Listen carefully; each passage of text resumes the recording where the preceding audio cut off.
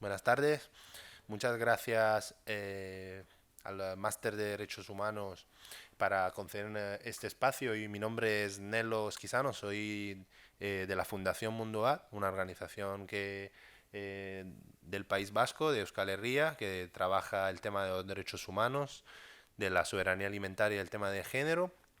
Eh, Hemos promocionado conjuntamente con la Coordinadora Valenciana de Solidaridad con Colombia este encuentro y con el Instituto de Derechos Humanos que nos ha concedido el espacio para hablar sobre la situación del conflicto y del proceso de paz, el camino hacia la paz en Colombia, aprovechando a la visita aquí a la ciudad de Valencia compañeras y del compañero. eh, por un lado tenemos a Aide Moreno Ibagüe de Fensuagro, ejecutiva responsable de la Secretaría de Educación y Formación. Por otro lado tenemos a Alicia Valencia Cuetía de ACIN, Asociación de Cabildos Indígenas del Norte del Cauca y de la Guardia Indígena. Y finalmente tenemos a Carlos Alberto Ruiz, doctor en Derecho y colaborador, asesor jurídico en los procesos de paz, y en especial en este momento con el proceso de paz con el ELN.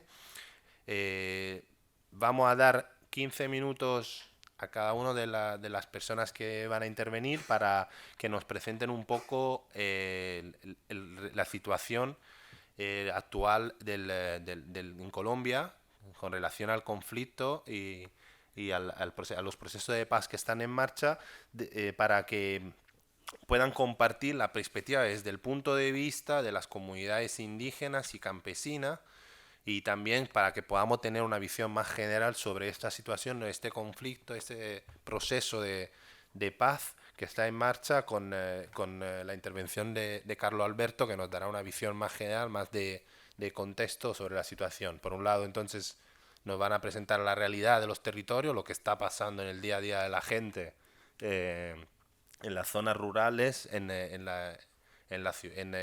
los espacios donde viven poblaciones indígenas y campesinas. Y por otro lado tendremos una reflexión más general. Le voy a pasar ya la palabra a ellas a Carlos Alberto para que puedan empezar, y luego tendremos un pequeño debate, alguna pregunta que podáis hacer, y luego ya vamos cerrando la sesión. Muchas gracias.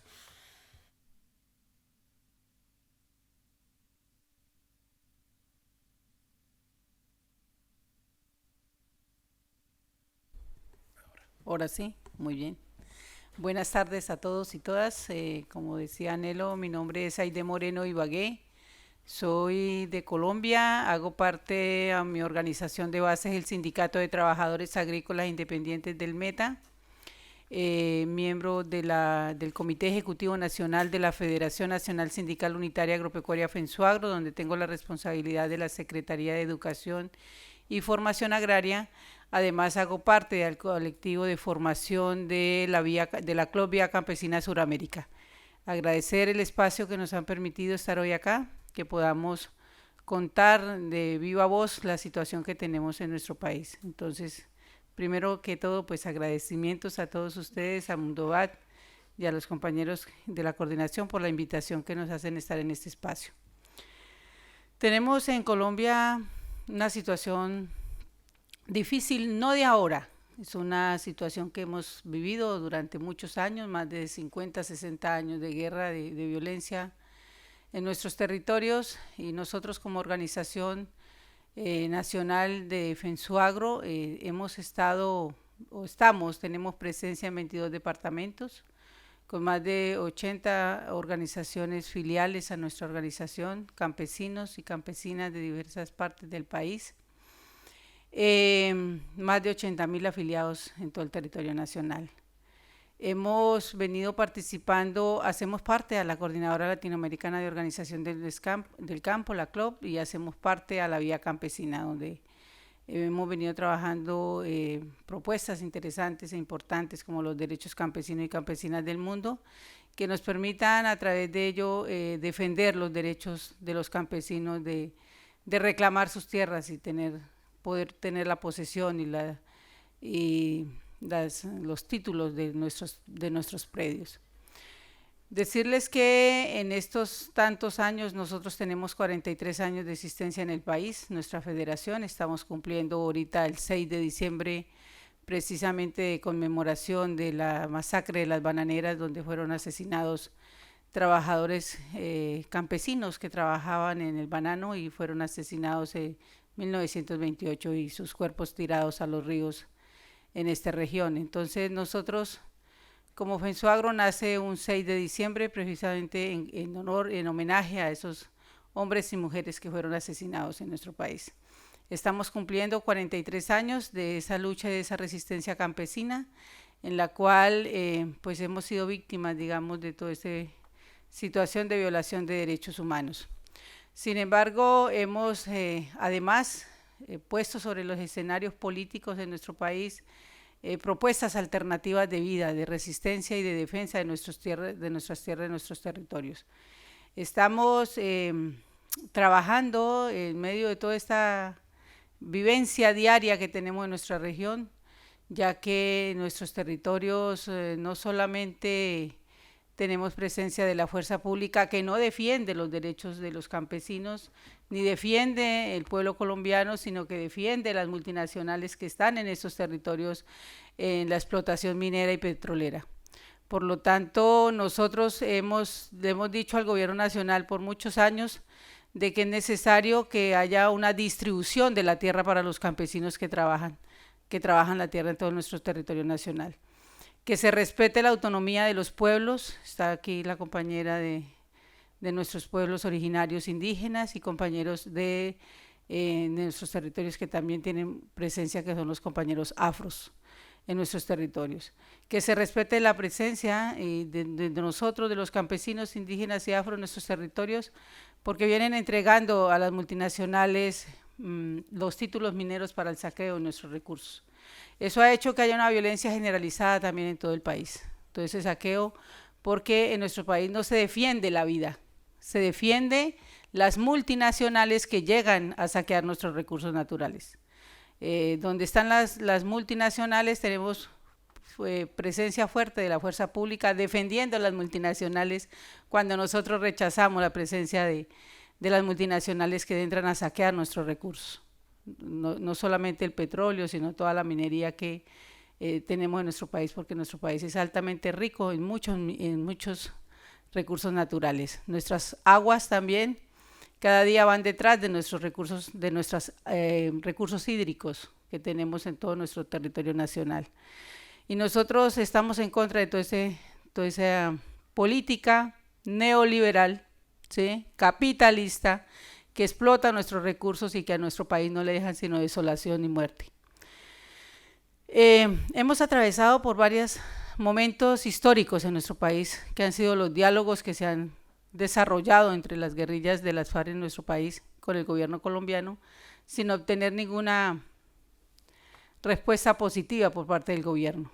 Hace 3 años se firmó el acuerdo de paz que se desarrolló y se concertó en La Habana, Cuba, y estamos esperanzados. Para esa época considerábamos que era una de las mejores salidas que tenía el país, era uno de los mejores momentos que pudiéramos tener y visualizar muy cerca, donde se parara tanta crimen, tanto asesinato, porque era la estrategia para asesinar a dirigentes sociales, políticos, ya que muchos y muchas fuimos acusados de ser auxiliares o de ser miembros de las FARC o apoyar a las FARC, al grupo insurgente en Colombia. Al llegar a esta mesa de diálogo considerábamos que iba a parar toda esta violencia contra el movimiento campesino, contra el movimiento social, popular, sindical en nuestro país, y que íbamos a entrar en una fase muy importante de diálogo y de puesta en marcha toda esta implementación de los acuerdos de los 6 puntos que se concertaron en La Habana. Desafortunadamente no es así. Desafortunadamente tenemos que decir hoy que en estos 3 años, después de la firma de los acuerdos, tenemos más de 800 compañeros asesinados en nuestro país. Campesinos, indígenas, sindicales, afros, comunidades en general que están reclamando incluso que nos devuelvan nuestras tierras, las tierras que nos robaron los grupos paramilitares y que producto de un desplazamiento que hemos tenido con mayor fuerza, sin decir que en los años anteriores no hayamos tenido un desplazamiento en Colombia, claro que sí. Pero a partir del 2000, del año 2000, tuvimos el desplazamiento más grande en nuestro país y la situación más aberrante, como fueron las masacres, las desapariciones, las torturas en nuestros territorios a partir del año 2002. Y a partir de allí, muchos campesinos tuvieron que abandonar sus tierras porque los grupos paramilitares, en contubernio con el Estado y las instituciones como las notarías y los juzgados, hicieron que los campesinos perdieran sus fincas y sus parcelas y fueran entregadas a los grandes terratenientes, escrituradas las tierras. Hoy estamos reclamando esas tierras. Aquellos líderes sociales que están al frente de esa tarea de reclamar las tierras vienen siendo asesinados cada día. En el proceso de paz, los guerrilleros que dejaron sus armas para llegar a la vida política, para integrarse en la vida social del país, vienen siendo asesinados. Muchos de ellos están siendo asesinados en los territorios donde se está implementando los acuerdos, donde ellos están ubicados. Entonces nos preguntamos todos los días y le venimos exigiendo al gobierno, ¿qué pasa? ¿Qué pasa en estos territorios donde se supone que iba a llegar el Estado con proyectos productivos, donde iba a llegar el Estado a apoyar a estas personas que se reincorporaron a la vida civil y a los campesinos? Porque el proceso de paz no solamente era para una salida, no solamente política, sino social, que vinculara a todo el pueblo colombiano. Los acuerdos reflejan eso. Unos documentos importantísimos para todos nosotros. Estamos hablando de la reforma integral, rural integral, estamos hablando del tema de las víctimas, como decía, más de 8 millones de personas desplazadas internas en nuestro país. Estamos hablando de la restitución gradual de coca, que es una apuesta política de los campesinos indígenas y de las comunidades en general, de las regiones que donde se siembra la mata de coca, no se judicialicen los campesinos, sino que haya una alternativa diferencial, ¿sí? Que a medida que los campesinos arrancan la mata, el gobierno iba a llegar con proyectos productivos a nuestras regiones. No ha sido así, no ha llegado el gobierno con los proyectos productivos a los campesinos, y de la mano a ello pues llegaría un desarrollo social, ¿no? Íbamos a tener vías terciarias que no tenemos vías en nuestros territorios, iba a llegar electrificación y una cantidad de cosas que no la hemos visto en todo este tiempo de la firma de los acuerdos. Por lo tanto, pues la situación se agrava cada vez más en nuestro país. Nosotros logramos a partir del año 2013, el 19 de agosto del año 2013, hicimos una movilización, el Paro Nacional Campesino, que nos costó 19 muertos, 19 compañeros fueron asesinados por el ejército en diferentes partes del país, compañeros detenidos, como fue el caso del compañero Uber de Jesús Ballesteros, vicepresidente de FENSUAGRO, detenido, 3 años en la cárcel, sencillamente porque nosotros reclamábamos el derecho de que se firmaran los diálogos y que se implementara una paz estable y duradera en nuestro país. Y hemos venido dando la batalla, hemos logrado constituir una mesa de unidad entre los campesinos, indígenas y afros para discutir con el gobierno las propuestas que hemos planteado nosotros en diferentes escenarios y que muchas de ellas se encuentran inmersas en el acuerdo porque son propuestas que se han recogido de lo que hemos planteado. No hemos sido escuchados, al contrario, ahorita con el gobierno de Iván Duque, pues nosotros vemos cómo va echando cada vez más los acuerdos a la cesta de la basura, porque no se implementan en nuestro país, no se ponen en función y nosotros venimos exigiendo ese tema de la implementación de los acuerdos. Entonces, las centrales sindicales, los sectores sociales y populares en Colombia se han reunido y han creado la Mesa Nacional del Paro, que se convocó para el 21 o una jornada de movilización nacional para el 21 de noviembre. Hoy estamos a 4 de diciembre y es una jornada que no ha parado, con unos elementos importantes, porque estamos en contra, se dice, contra el paquetazo de Iván Duque. ¿Cuál es el paquetazo de Iván Duque? Toda la reforma tributaria que afecta gravemente la vida de los colombianos, no solamente de uno o de otro, sino de toda la gente más pobre en el país, porque cada vez los impuestos están más elevados. Nosotros nos han grabado el 19% sobre la canasta familiar, o sea, nos cuesta, cada cosa que comemos, que consumimos, nos aumentan el 19%, con un salario mínimo de 836.000 pesos, que en pesos, en euros, no sé cuánto puede ser lo más mínimo que se puede pagar. Exacto, eso es lo que se gana una persona en nuestro país, para vivir, para pagar arriendo, para pagar alimentación. Estamos reclamando los jóvenes de las universidades, se viene exigiendo el derecho a la educación pública. No tenemos educación pública en nuestro país. Al contrario, la Universidad Nacional se ha querido cada vez privatizar, quitarle todos los recursos a la universidad, asfixiar la universidad para que no se tenga la universidad pública. Entonces se ha venido exigiendo estos derechos. Lo importante de la movilización hoy es que no solamente estamos las organizaciones sociales, populares, sindicales en las calles, está la gente, está el pueblo en general. Están las amas de casa, están los estudiantes, están todos aquellos que se están viendo afectados con las políticas del gobierno actual. Por eso hoy ni siquiera se convoca, la gente se convoca sola. ¿Y el gobierno qué ha hecho? Reprimir al pueblo. El día 22 declaró toque de queda en la ciudad de Bogotá, que se militarizó toda la ciudad de Bogotá. En todos los puntos cardinales de Bogotá se militarizó. ¿Qué hizo la gente? La gente no retrocedió, la gente no se recogió, la gente salió más a la calle con cacerola en mano a exigir y a decirle al gobierno que no tenían miedo, que querían que reversara todas las políticas que son represivas para la gente, para el pueblo en general. Y nosotros estamos convencidos de que vamos a continuar exigiendo esos derechos que tenemos como pueblos, que tenemos como ciudadanos colombianos, a vivir una vida digna y a vivir una vida mejor. Nuestro país es un país altamente rico en recursos naturales, supremamente rico en recursos naturales, en diversidad, en climas. Nosotros tenemos todos los climas que quisieran tener los países del mundo. Entonces estamos dándolo todo por defender ese territorio que es nuestro, que nos pertenece y que no podemos entregárselas a las multinacionales porque nos están empobreciendo cada día. Muchísimas gracias, de verdad que es un espacio para nosotros supremamente importante que podamos nosotros contar lo que vivimos día a día en nuestros territorios. Muchas gracias.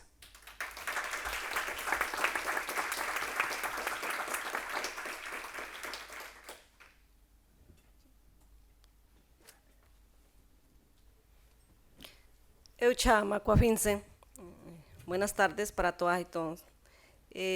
La Asociación de Cabildos Indígenas del Norte del Cauca es la autoridad tradicional de la Changualaquihue, territorio del Gran Pueblo, la cual nosotros hacemos parte 21 autoridades que nos conforman, en 7 planes de vida, la cual somos, para nosotros, es a partir desde el sueño, que son nuestros chaos, pero también no son proyectos de desarrollo, sino planes de vida.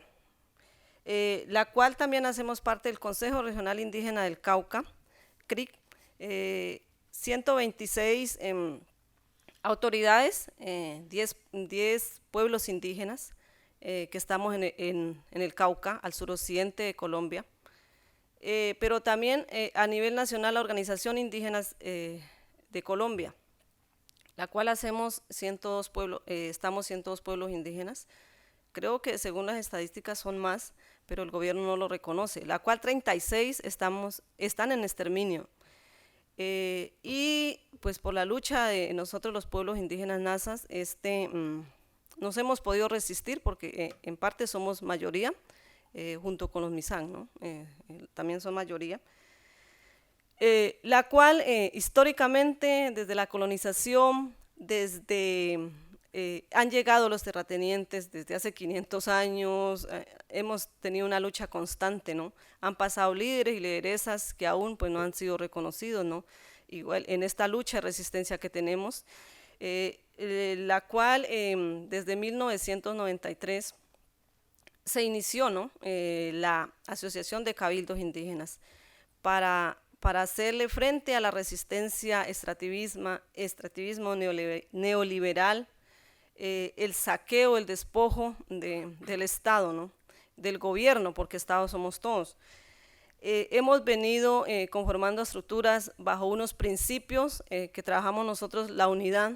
Es así que nos juntamos con otros pueblos, el diálogo con otros pueblos en una mesa interétnica, donde para estas movilizaciones nos juntamos los afro, los campesinos y los urbanos. Hemos venido trabajando, pero a partir del proceso de paz, pues siempre digo, no es que estemos de acuerdo con la guerrilla.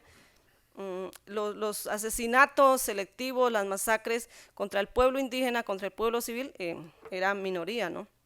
Era como otra estrategia. Después de los acuerdos, han venido, siempre decimos nosotros allá, hay más muertes, más derramamiento de sangre en el pleno proceso de paz que en el propio conflicto. Hemos tenido que levantar los muertos, las mujeres, hombres, nuestros líderes, y un exterminio constante de nuestra identidad, de nuestra cultura, discriminación. También, a partir de la colonización, las tierras planas, que en ese entonces eran ricas para los cultivos, quedaron en manos de los terratenientes y a nosotros nos mandaron para las montañas. Y todo eso está sembrado en monocultivos, para hidrocarburos, que todo viene para Europa, Estados Unidos, y a nosotros no nos beneficia nada. Pero ahorita, como ya dijo la compañera, estos territorios son ricos en diversidad, tenemos las lagunas, los nacimientos de agua, que nosotros como comunidades campesinas e indígenas estamos protegiendo esos sitios.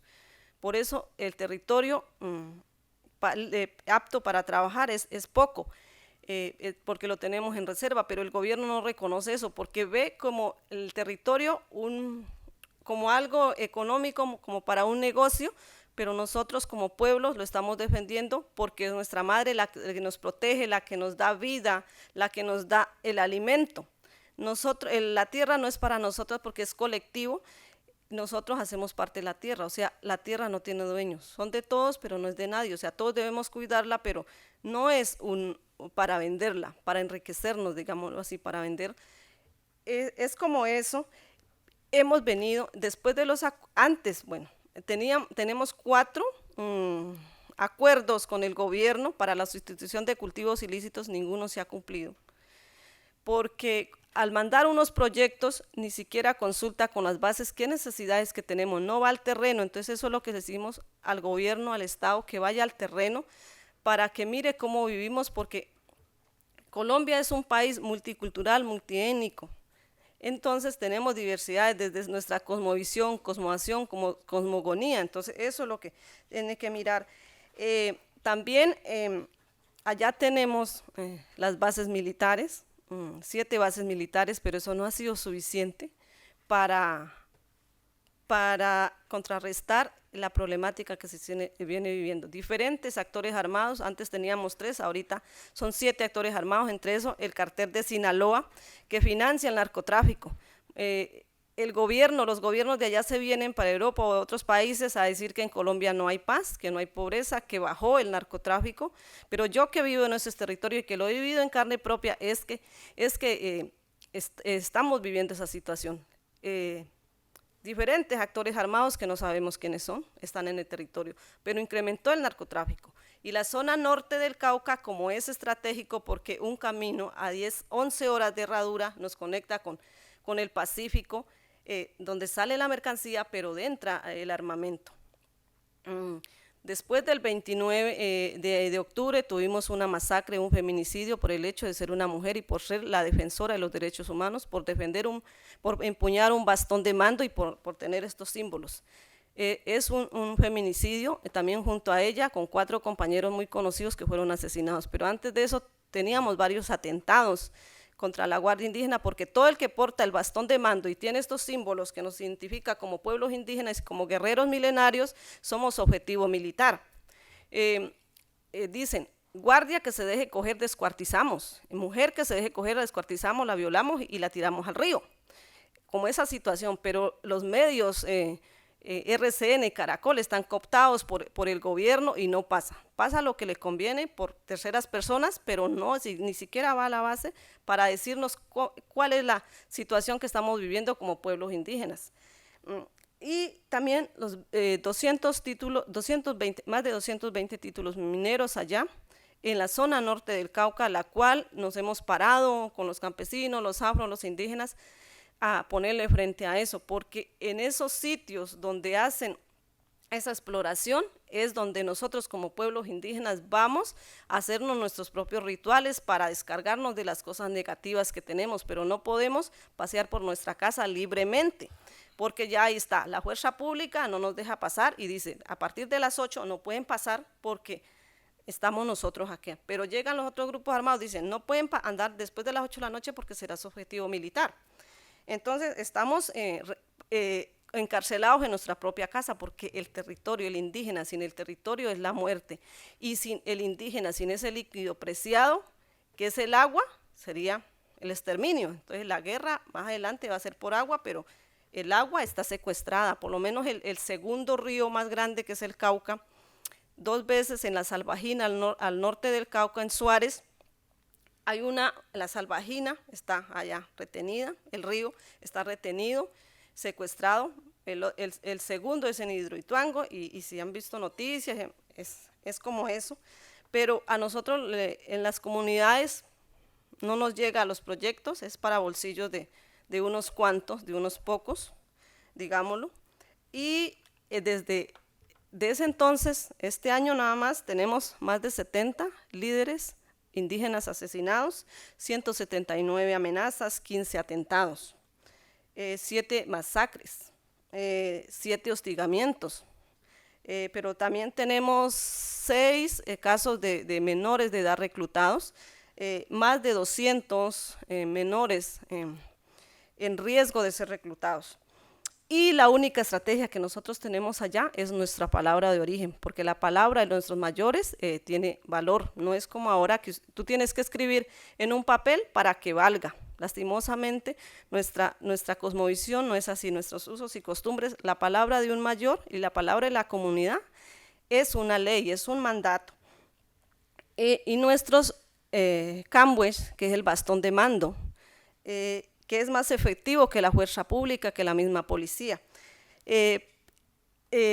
Yo hago parte de la Guardia Indígena como Quihuetennas, cuidadores del territorio, y somos los primeros que hacemos esta acción humanitaria donde hay una masacre, una retención, un secuestro. Somos nosotros que vamos a liberar a estas personas, pero también acompañamos en la movilización. En temas de seguridad, es la Guardia Indígena quien llega primero y se va de último, pero nosotros lo hacemos simplemente porque queremos defender nuestra casa. No tenemos ningún recurso económico, lo hacemos por voluntad propia. Entonces, eso es como la situación, y el Estado dice, no, es que para cuidar a los pueblos indígenas, coordinemos con los militares. Eso es exterminarnos más, ponernos más en amenaza. Entonces, eso es lo que no queremos. Y él dice, no, es que con la masacre que pasó el 29, que en esa semana hubieron 2, dice, para cuidar a los pueblos mandemos 2.500 hombres, que no es garantía, teniendo esas 7 bases militares, todo lo que está pasando allá. En esa semana hubieron 21 personas asesinadas, hasta ahorita desde el van casi 30 líderes asesinados, entonces es muy alto el índice. Las mujeres, a raíz de lo que Cristina decía, porque antes de eso, ella lo dijo, antes de los 15 días que asesinaron 2 guardias, ella dijo, si nos quedamos callados, nos matan. Si hablamos también, entonces hablemos con nombres propios, así nos asesinen, y sigamos luchando en el territorio hasta que se apague el sol, porque no vamos a dejar nuestro territorio abandonado. Y las mujeres dijimos, así nos lleguen panfletos y nos amenacen, vamos nosotros a empuñar nuestro bastón de mando, así pase lo que nos pase, vamos a seguir ahí. Y nos hemos reunido con las mayoras y los mayores para que nos orienten, porque desde la parte espiritual somos fuertes. Y esa es nuestra única defensa, porque ni el Estado ni el gobierno nos tiene abandonados. Nosotros tenemos las carreteras más pésimas allá, no tenemos escuela, yo no he pasado por ninguna universidad, nada. Tenemos la educación, pero como dijo la compañera, está privatizada, porque para los pueblos más vulnerables no tenemos derecho. Nos sube más los impuestos, pero a ellos se los baja. Nosotros tenemos la universidad pública, pero nunca hemos tenido acceso a eso. Para nosotros no tenemos acceso a entrar a esa universidad. También en la parte jurídica tenemos el Tribunal Indígena. Tenemos más de 1.500 acuerdos con el gobierno, pero lo hemos tenido que exigir porque al gobierno no se le ha dado la gana de cumplirnos.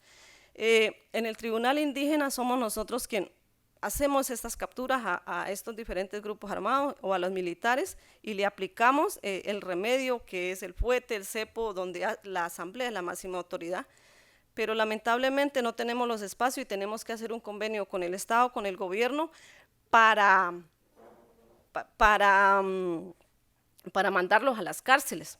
Entonces, eso es lo que vivimos allá en esa. Y la situación económica también, estamos nosotros transformando nuestros propios productos a base de la coca y de la marihuana, pero pues al Estado eso lo ve como ilícito, pero acá en Europa yo he visto que dice extracto de cannabis, pues entonces ¿cómo es eso? Entonces es como esa situación, que todo lo que nosotros hacemos no vale porque tenemos que inscribirnos ante INVIMA, ante la Cámara de Comercio, pero entonces ellos sí lo sacan para poderlo vender. Entonces, bye.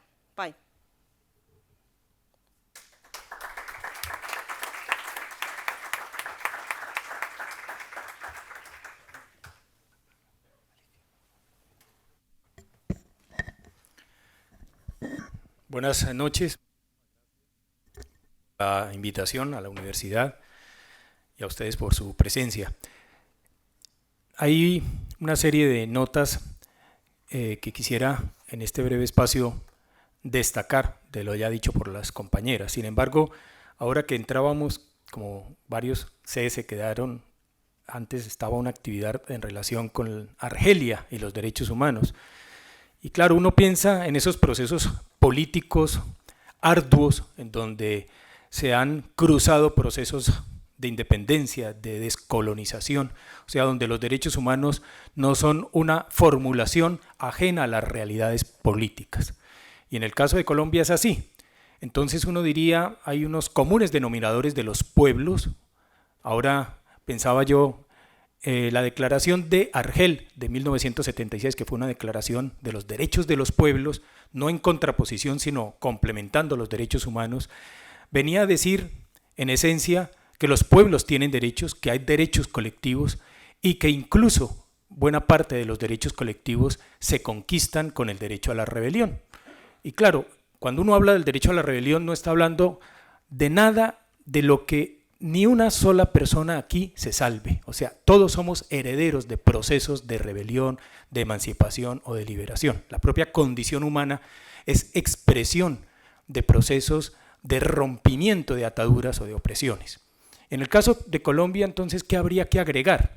Bueno, hay que agregar varias cosas. Primero que todo, por ejemplo, se refería a una masacre, 1928, en el norte de Colombia. Algunos que han leído a Gabriel García Márquez pueden hallar referencias de la masacre de las bananeras. Esta masacre fue cometida porque la United Fruit Company, una multinacional con capital de los Estados Unidos, ordenó y usó, o las Fuerzas Armadas de Colombia, desarrollaron esta masacre, la ejecutaron para asegurar los intereses de esta multinacional, pero esto no es un hecho aislado, episódico, sino que corresponde a lo que ha sido el desarrollo del conflicto en Colombia. O sea, con esto lo que quiero destacar es que en Colombia hay una sujeción estructural histórica a poderes de centros como los Estados Unidos. O sea, no es Colombia en verdad un país de soberanía, de independencia, de ejercicio de los derechos de los pueblos. Y eso se traduce hoy día cuando uno ve al presidente Duque dando las gracias a Miquel Pompeo, secretario de Estado, valiéndose de qué le dice o qué le señala a Trump para desarrollar Colombia como plataforma de agresión contra Venezuela o contra otros pueblos. O sea, Colombia, si ustedes repasan las cifras, por ejemplo, en materia de doctrina de seguridad o militar, el mayor número de alumnos de las escuelas donde enseñaron a torturar en los años 60, 70, 80 fue Colombia. El paramilitarismo, si bien tenía orígenes anteriores a los años 60, fue una orientación en el informe del general Yarbourun, que en 1962, en un suplemento que años después se conoció, indicó que en Colombia había que hacer una guerra subversiva y para eso había que crear estructuras paramilitares para desarrollar el asesinato, la guerra sucia contra los sectores que no acataran o fueran insumisos a ese orden. Eso está escrito. Entonces, una nota característica es esa sujeción, esa sumisión estructural histórica a los Estados Unidos. Y eso lo podemos ver patente hoy día en la sujeción del gobierno Duque, que en realidad es el gobierno Uribe III, porque Uribe Vélez, expresidente de Colombia, gobernó 2 periodos seguidos, y hoy día Duque no es más que marioneta o expresión del uribismo. Pero eso es expresión de los intereses de los Estados Unidos. Esto no es ideologización, esto no es, digamos, una lectura añeja del imperialismo, no, esto es realidad palpable para quien siga la realidad de Colombia. Pero otra nota característica tiene que ver con algo que para nosotros es una desgracia, y es la estructuración de un Estado de Derecho, porque viene a representar una ficción, y es que Colombia es una democracia. Y claro, ustedes no hallarán sino por ahí en los años 50 una muy breve interrupción del orden constitucional. No hubo dictadura militar en los años 50, 60, 70, 80, sino una democracia que cada 4 años se renueva en las urnas. ¿Pero por qué es una desgracia? Porque esa democracia, que acertadamente un sacerdote jesuita, Javier Giraldo, señala como democracia genocida, o Eduardo Galeano hace años también la llamaba democradura, es una democracia donde se han desaparecido a cerca de 80.000 personas. Si hace unos años ya era un escándalo que 30.000 personas hubieran sido desaparecidas en Argentina, ustedes imagínense lo que significa la desaparición de cerca de 80.000 personas a lo largo del conflicto, cerca de 200.000 muertos, cerca de 7-8 millones de personas desplazadas, siendo Colombia el segundo país de mayor desplazamiento forzado en el mundo. Hay muchas realidades y repito, un continuum es el orden democrático, la ficción del Estado de Derecho, junto a esa dependencia de los Estados Unidos. Y bueno, efectivamente en Colombia, ustedes lo saben bien, surgió en los años 60 organizaciones armadas, político-militares, las FARC, que duró 52 años de lucha armada. En ese mismo año, 1964, surgió el ELN, luego surgieron otras guerrillas y fueron poco a poco unas desapareciendo tras una acción militar, política, altibajos, porque se ensayaron diferentes procesos de paz. Hubo procesos de paz basados en una comprensión de las causas, incluso esto lo dijo un presidente de Colombia en 1982, Belisario Betancur, ustedes lo recordarán. Betancur habló de causas objetivas y subjetivas de la violencia en Colombia, o sea, señalaba que no solamente había móviles en los individuos, en la cabeza, sino condiciones objetivas por las que se reproducía la violencia y que había que atacar esas condiciones objetivas. ¿Qué condiciones son las objetivas? Pues la pobreza, la exclusión, la segregación económica, social. Colombia está en el 5º o 6º lugar de país más desigual del planeta según el índice Gini. Es uno de los países con mayor concentración de la tierra, de las mejores tierras en muy pocas manos. Y esto está, por supuesto, en el trasfondo de la violencia en Colombia. ¿Cuál era el panorama hasta hace unos años? Bueno, ya he mencionado, por ejemplo, el gobierno de Uribe Vélez, que ustedes recordarán, un hombre que viene, digamos, de vínculos con el narcoparamilitarismo. Esto no es una novedad, esto está ahí, ustedes pueden entrar y en Google buscan narcotraficante número 82, y les aparece un registro de las agencias de seguridad o inteligencia de los Estados Unidos, y el narcotraficante número 82 era Álvaro, o es Álvaro Uribe Vélez, hoy día procesado por una cuestión de muchos de los crímenes por los que se le acusan, apenas uno que tiene que ver con un fraude con testigos, etc. Uribe Vélez, cuando llega a la presidencia, se basa en el desencanto por un proceso de paz fallido, y lo que hace es, digamos, desarrollar a fondo un negacionismo que, bueno, a ustedes les sonará hoy día el negacionismo en cuanto a memoria histórica, se niega que exista eclosión medioambiental, se niega los derechos de las mujeres, las políticas de igualdad, de género.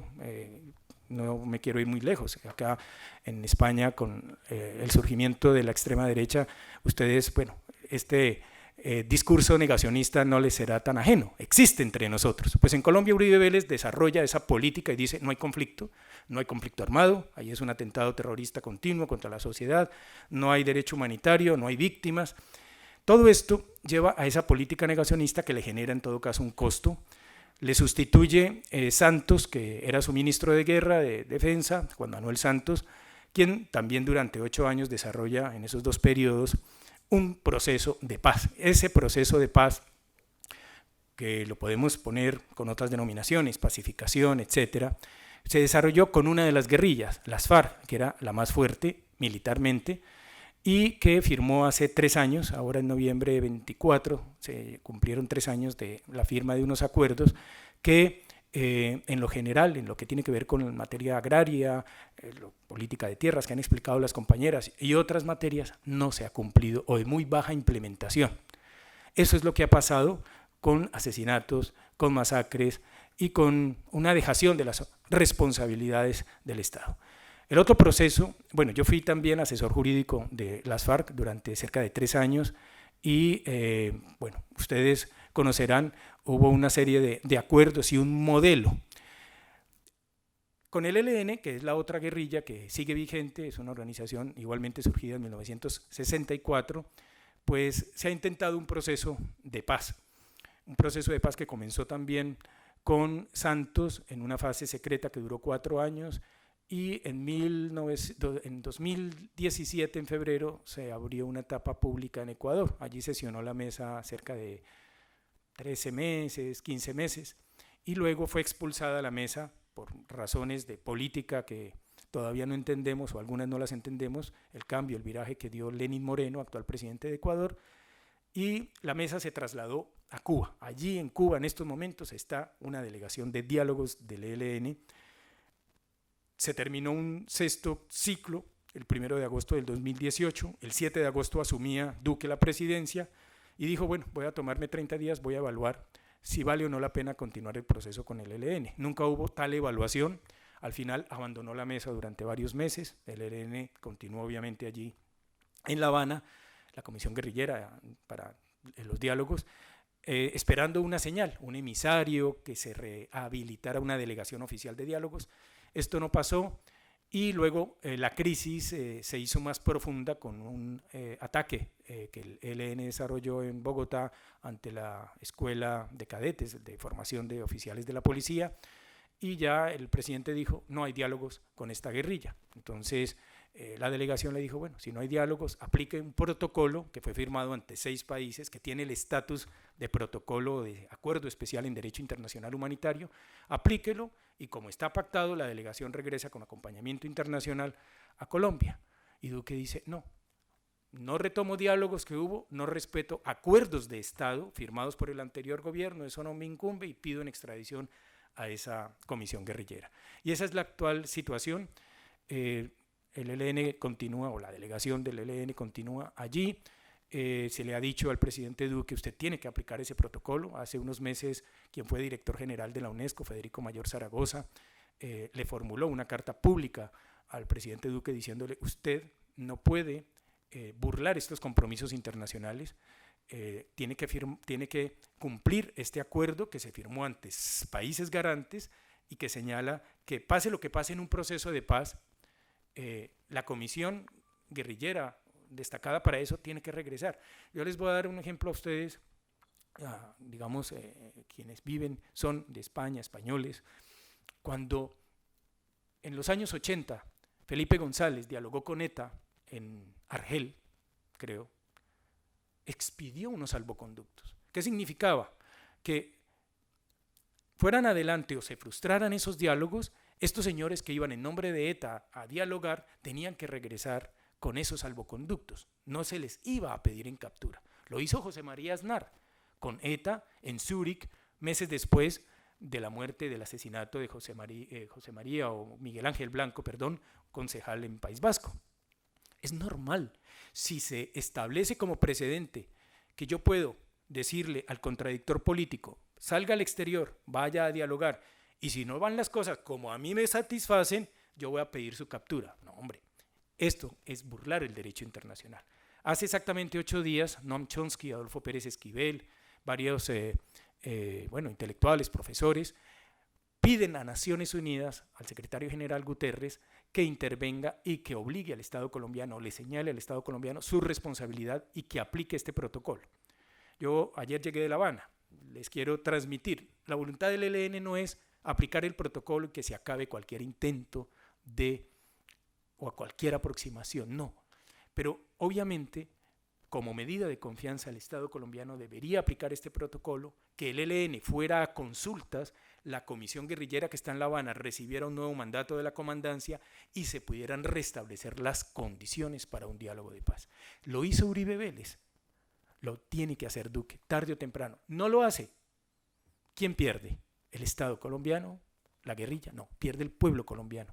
Perdemos todos al negar o anular esas posibilidades de diálogo, para poder salir de un conflicto que es horroroso y que tiene que ser superado mediante el reconocimiento no solamente del otro, sino de cambios básicos urgentes, que no se quisieron aplicar con el proceso con FARC, que fue reducido simplemente a un proceso de desarme, desmovilización y reinserción de la guerrilla, y donde el Estado no ha aportado lo que le corresponde, mucho menos las élites.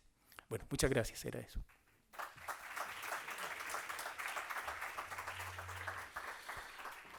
Bueno, he sido un poco estricto con los tiempos, sobre todo, y pido disculpas a las compañeras y al compañero porque no le había avisado antes, pero creo que es muy importante, ¿no? Al tener personas que vienen directamente desde los territorios, directamente desde las experiencias, directamente desde los procesos, que vosotras y vosotros que estáis estudiando en un máster, pues tengáis la posibilidad de tener un debate, hacer las preguntas que os surjan sobre el tema en cuestión.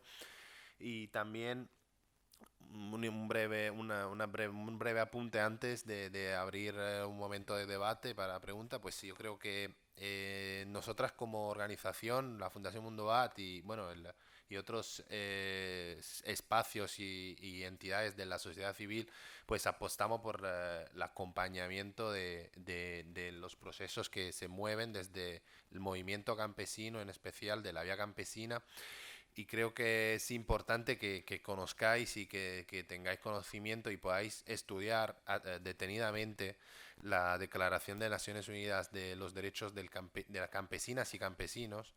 Al final quedó campesinado, pero a mí me gusta decirlo así, como lo había propuesto la Vía Campesina, y de otras personas que trabajan en zonas rurales.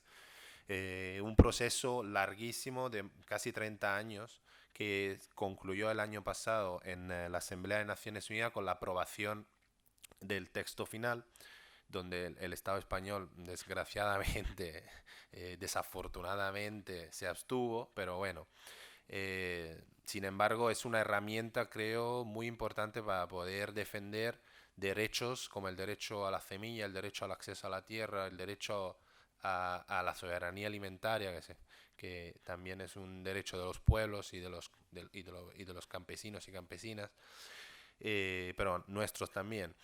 Y una herramienta muy útil que ahora hay el desafío, el gran desafío, entiendo que vosotras también y vosotros cuando seáis profesionales tendréis es implementar ese tipo de herramienta y este marco jurídico internacional que muchas veces queda desatendido, como en el caso de Colombia, que por lo que habéis podido escuchar, pues hay graves y continuas violaciones de este marco internacional, ¿no?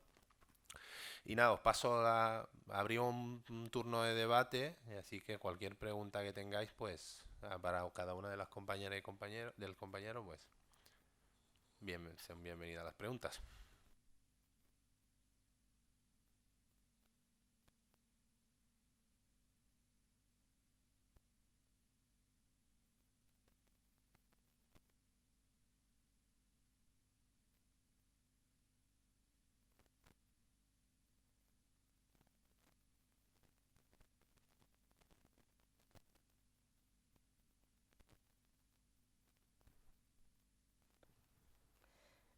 A ver, la consulta previa en sí se aplica, pero no se aplica, porque igual estamos allá, pero simplemente reúne a unos cuantos líderes, si son 10 son muchos, y ya no sé cómo recolecta las firmas y dice es que ya consultamos, pero con los líderes, pero decimos es que la base estamos allá, como yo que vengo de la base, cuáles son nuestras necesidades de mi propia casa, de mi propio territorio. Simplemente es como algo jerárquico que dice esa persona, habla por todos, pero es como eso y muchas cosas se han venido dando. Por lo menos el decir es que el territorio es del Estado, dice él, pero decimos es que nosotros ahí estamos como comunidades indígenas, entonces por lo menos creo que nos consulte. Es algo tan chistoso que los chivos son de La Guajira, un ejemplo, y nos mandaba, es que, bueno, con la sustitución de cultivos ilícitos, te vamos a mandar un proyecto de chivos para allá, donde nosotros es el café, si acaso el cacao, pero otros productos, que eso no es de allá, entonces, como cosas así, en todo no se consulta.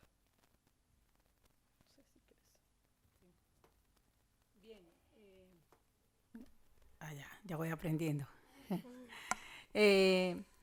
Nosotros venimos reclamándole al Estado colombiano es que cuando se van a entregar los títulos mineros se debe consultar a la población que habita en los territorios, porque es que ellos hacen los estudios desde allá, desde las instituciones, no van al territorio, entonces se desconoce la población que existe en el territorio.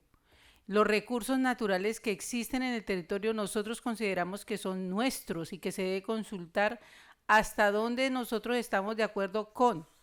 Entonces, en Colombia hay más de no sé cuántos, miles de títulos entregados, miles a las multinacionales para sacar el petróleo, para sacar el coltán, porque han encontrado coltán en nuestros territorios, todos los recursos naturales que tenemos, y no se consulta.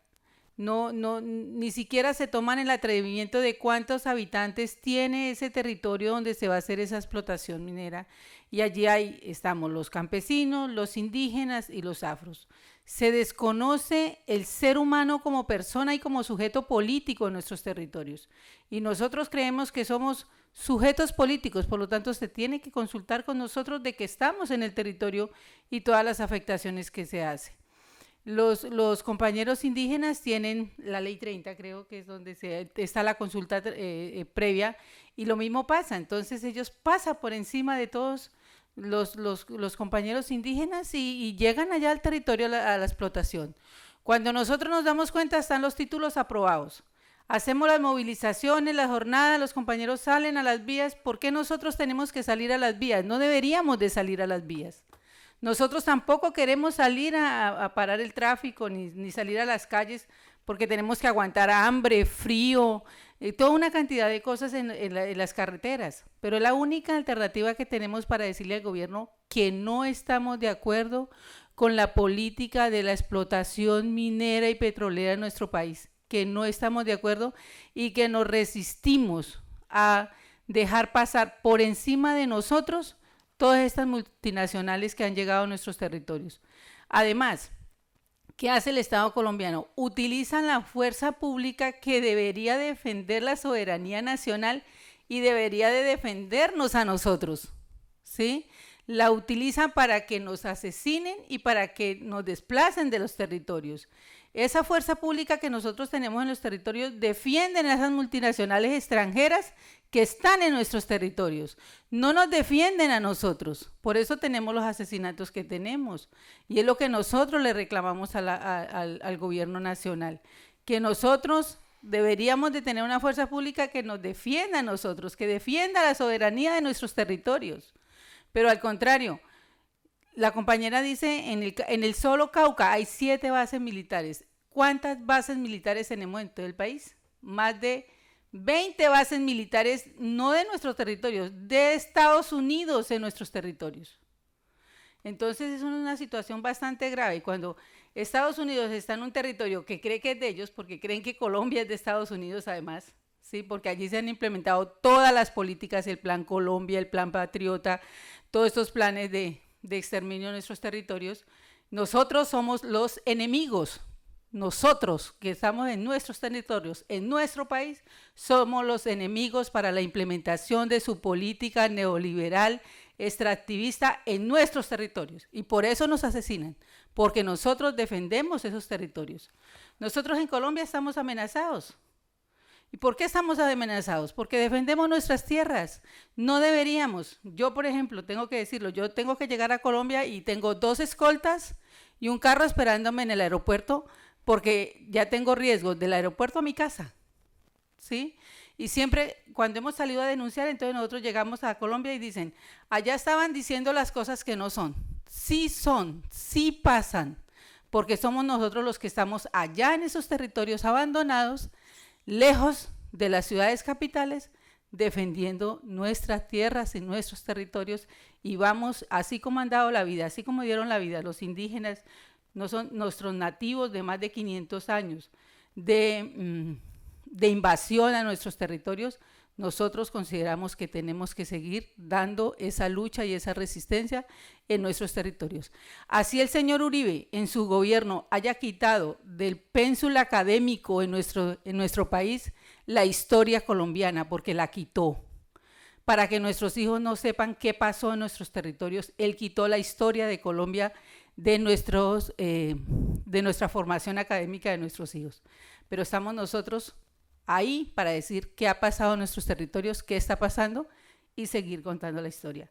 Por eso los agradecimientos aquí a Mundobat y a las organizaciones que nos acompañan en estos procesos y a ustedes que se están formando en derechos, porque necesitamos hombres y mujeres no solamente en nuestro país, en el mundo entero, para defender la vida, para defender el ser humano como persona, no solamente para defendernos de lo que queremos, sino de la persona, del ser humano, porque es que no nos asesinan solamente a nosotros. El hecho de que estén haciendo las explotaciones mineras y petroleras, están asesinando la tierra, y de la tierra vivimos todos.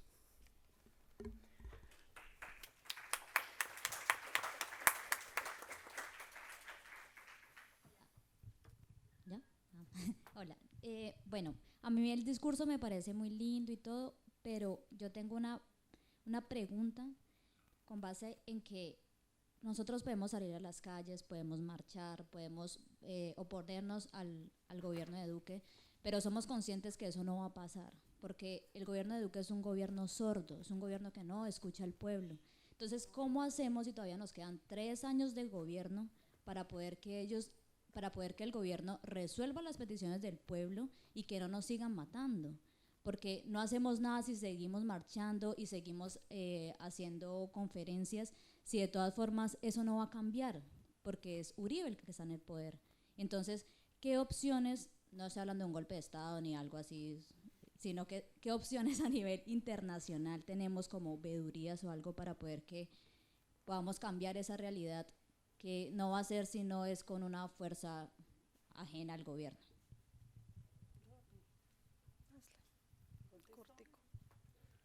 Bueno, creo que habrá muchas cosas que decir, ¿no? Realmente me disculpa, pero no son discursos, son las realidades que tenemos en el territorio, son las verdades que tenemos. La única opción que hay en nuestro país es estar organizados, y nosotros estamos caminando en este proceso de organización. Lo más bonito que le ha podido pasar a Colombia desde el 21 de noviembre es que hay expresiones organizadas y no organizadas en las calles, ¿sí? Están las amas de casa, están los jóvenes, están los estudiantes, todos están en la calle exigiendo derechos. Eso es lo más bonito que le puede estar pasando a Colombia. Y de verdad que es importante, y ojalá sigan muy de cerca lo que está pasando en nuestros territorios, porque tendremos que llegar el día de que seamos los que somos muchos, que somos los más empobrecidos del mundo, que exijamos esos derechos y que algún día podamos realmente tener los derechos que queremos. A ver, yo sí pienso que debe haber un golpe de Estado. Yo sí pienso porque debe ser así. Y como dijo la compañera, comparto, no es un discurso. Es la realidad que vivimos nosotros como pueblos vulnerables, porque desde la ciudad es una mirada diferente. Por eso los invito y las invito que vayamos al territorio y conozcamos cómo vivimos. desde nuestros usos y costumbres, de nuestra ley, desde la cosmovisión, de nuestra acción, vemos el mundo diferente, de nuestros sueños, que compartamos eso, porque si no lo vamos a seguir viendo como un discurso nada más, pero sí los invito por medio de ustedes, de todos, que difundamos. Allá hay un chiste que dice, no sé si conocen acá la gallina, dice, hagamos como la gallina, nos pone un huevo y cacaraquea que todo el mundo se da cuenta, entonces ¿por qué? Unamos fuerzas. Eso es un principio muy bonito, la unidad, porque si no pasa nada, no pasan masacres, no pasa, entonces cada quien por su lado, no estamos siendo solidarios, pero con lo que está pasando nos estamos uniendo y sí debe haber golpe de Estado.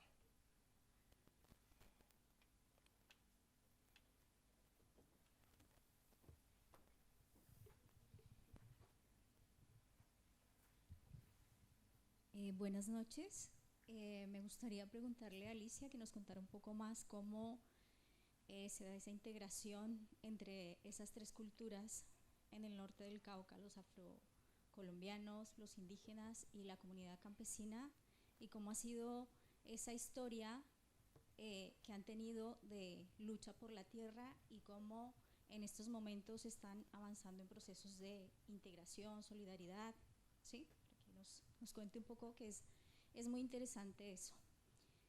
Y me gustaría preguntarle a Carlos cómo ve el futuro de estas marchas que se están dando en el país, qué posibilidades de generar cambios a nivel político, porque hemos tenido ya varios procesos de paros, reivindicaciones, y finalmente lo que ha pasado es que a los líderes de estos movimientos los terminan cooptando con ciertos acuerdos y no pasa nada en la realidad de las comunidades, como lo han comentado las compañeras.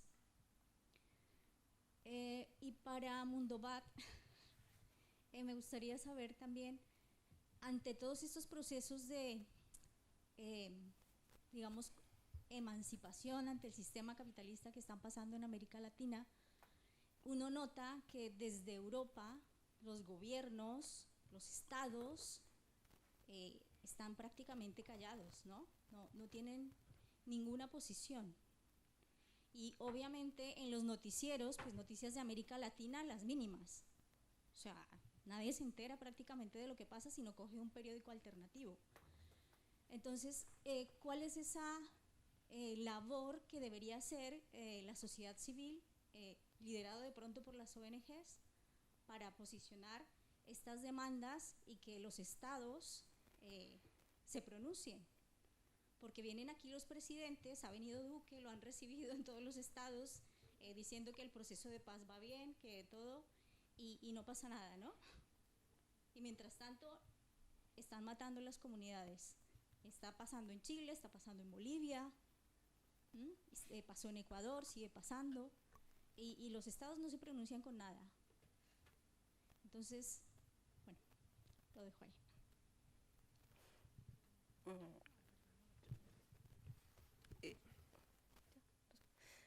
A ver, nosotros y nosotras tenemos una mesa interétnica, la cual estamos, los indígenas, bueno, delante, los indígenas, campesinos, afros, ¿no? La cual, pues, no ha sido fácil porque cada cabeza es un mundo diferente, pero lo bonito es construir en medio de la diferencia, ¿no?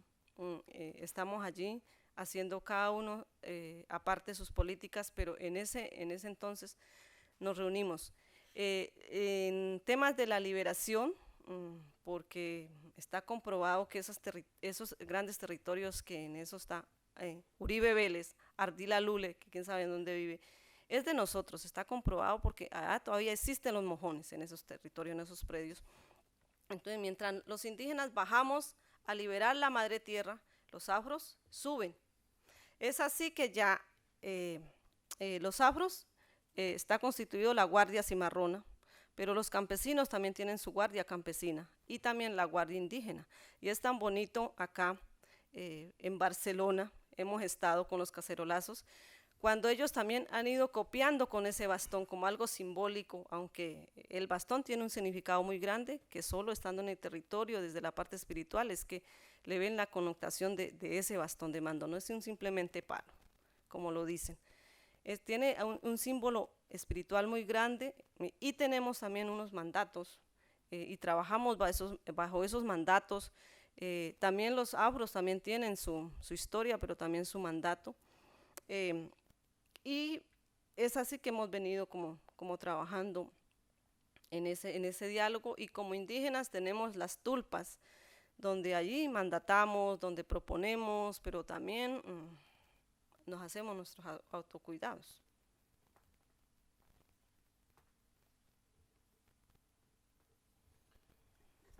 Bueno, sobre esa pregunta, que es por supuesto muy compleja, por la respuesta no se puede dar, solamente señalar algunos elementos. Sí, tenemos unas movilizaciones que no se habían producido en Colombia. Hubo un primer paro cívico nacional en septiembre de 1977, pero esta expresión nunca se había dado en la historia reciente, y por lo tanto, no solo por la novedad, sino las dimensiones, las voces que se conjugan y que están expresando desde el derecho a la educación, el cumplimiento de lo pactado con las FARC, el reinicio de los diálogos con el ELN, echar hacia atrás o reversar la propuesta de un paquete neoliberal, por ejemplo, en materia pensional, en materia laboral, tributaria o fiscal. Eso es complejo, pero es de una inmensa riqueza, y se está expresando un cierto cansancio, indignación. Yo, con todo respeto, tengo que disentir de Alicia. Los pueblos no pueden hacer golpe de Estado. Los golpes de Estado los producen los militares o los sectores civiles que tienen poder y para arreglar cuentas entre ellos. Cuando los pueblos se levantan, no hacen golpe de Estado. Suelen llevar a cabo insurrecciones, revueltas, rebeliones, revoluciones. Un golpe de Estado es como el que se acaba de producir ahora en Bolivia, o el que se produjo en Chile con Pinochet derrocando a Allende. Digo esto porque sí hay que mirar que estamos en un momento excepcional, algo acontece, y nosotros sí tenemos que ver que esto que acontece, en el sentido filosófico del acontecimiento, lo que va poco a poco expresándose y acumulando fuerzas, tiene que permanecer, pero para permanecer tiene que intentar ser dentro de la unidad del campo popular, muy serio, muy coherente. Y ahí viene lo que las compañeras han señalado. Hoy venía para Valencia y leía un artículo que está hoy en Rebelión de Esperanza Casares, creo que se llama, un feminista. Ahí leí en Rebelión, hoy está en la sección de Colombia.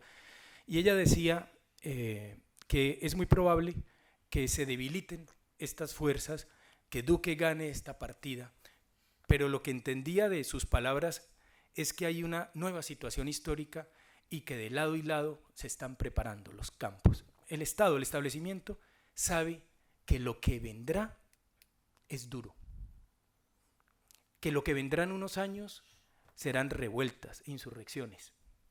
No tarde o temprano, pero están dadas en Colombia unas condiciones, y que se den depende que a los dirigentes, a las lideresas, a los líderes no los maten. Pero es muy probable que esto que estamos viendo sea apenas una batalla. Y ella decía algo en este artículo, que es muy probable que Duque gane esta etapa, pero que están dadas las condiciones para que esto que acabamos de ver se dé en el curso del conflicto colombiano, que no es solamente un conflicto social. Entonces, a mí me parece interesante tener una mirada de largo plazo, mediano y de largo plazo, y por supuesto lo que uno quisiera es que esta irrupción tuviera garantías de permanencia y que la gente, lo primero, no la maten a las compañeras, que en su retorno tuvieran garantías, pero no se trata, y yo lo he vivido y comprendo esa angustia como lo expresa Alicia, lo expresa Aide, es que no se trata de que a uno le pongan escoltas, es que le dejen hacer su trabajo político. Y resulta que en Colombia cada 60 horas se asesina una persona de este bando, del bando popular, del bloque social político que se expresa por reformas mínimas. A esa gente la están matando. 60 horas cuentas un nuevo muerto. Y Europa felicita a Duque cuando viene. Es eso. ¿Qué hacer? Pues tenemos una gran tarea, y es señalar que eso que pasa en Colombia no es legítimo, que aunque tenga una careta de Estado de Derecho y de democracia, requiere que se preserve este acumulado social y popular para que en su momento se pueda expresar, por ejemplo, yo no creo tanto, como algunos han dicho en estos días, una nueva constituyente, porque ya en Colombia vivimos un proceso constituyente en el 91. Puede ser, pero parte de la fórmula. La solución no es una nueva constitución si al cabo de 1 o 2 años lo que está consignado en la Constitución no tiene garantías reales y a la gente que va a pelear esos derechos la van a perseguir o a matar. Una discusión, y con esto termino, central, está en el artículo de esta compañera y en ese mismo portal de rebelión de José Antonio Gutiérrez en el día de hoy, lean esos 2 artículos, que señala cómo lo que ha planteado la coordinadora, el comando de paro que ha llamado a esta movilización, y es discutamos el ESMAD.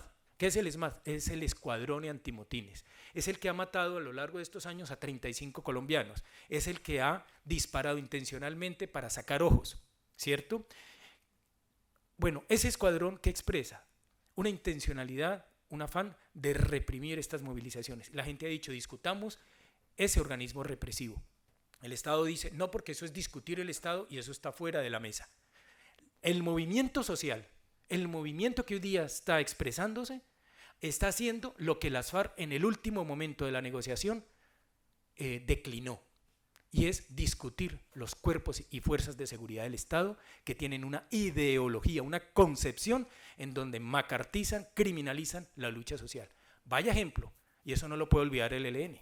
Por ejemplo, si algún día se va a discutir en unos acuerdos, es la fuerza pública, no porque la tenga que negociar la guerrilla, no, es porque es evidente lo que en Colombia ha pasado. La fuerza pública está estructurada con un pensamiento en donde estima a los sectores populares como enemigo interno y tiene los brazos, los medios para desarrollar el paramilitarismo. ¿Quién dijo que en Colombia el paramilitarismo se acabó? Ha vivido reciclajes. Entonces, un punto central que está hoy día puesto en las peticiones del movimiento social popular es discutir por lo menos el ESMAD. Queda muy grande todavía, por ejemplo, la discusión sobre la doctrina militar, la doctrina que atraviesa la fuerza pública. Pero bueno, el ESMAD, que es el que acaba de matar a Dylan Cruz, el estudiante de 18 años, que cayó en las calles de Bogotá. Esto es cuestión de vida o muerte. Si no se discute las fuerzas armadas, podemos tener una nueva constitución que al cabo de un tiempo, cuando se demande el cumplimiento de esa constitución, vía guerra sucia o esta confrontación abierta en calles, la fuerza pública no va a defender, como bien lo decía Aide, a los sectores sociales populares, va a defender lo que ha defendido históricamente la vida republicana y son los privilegios de unas élites. Bueno, y un poquito para añadir a lo que comenta Carlos Alberto, ¿qué podemos hacer desde las organizaciones y el movimiento, la sociedad civil en general, delante de esta situación? Sabemos que los estados, como has comentado, son sordos y no nos esperamos que los estados vayan a resolver. Creo que en la primera cuestión tendríamos que tener claro que los estados no van a resolver estas cuestiones. Nosotros tenemos una responsabilidad como sociedad civil, como movimientos sociales también que somos, la gente que participamos en los movimientos sociales.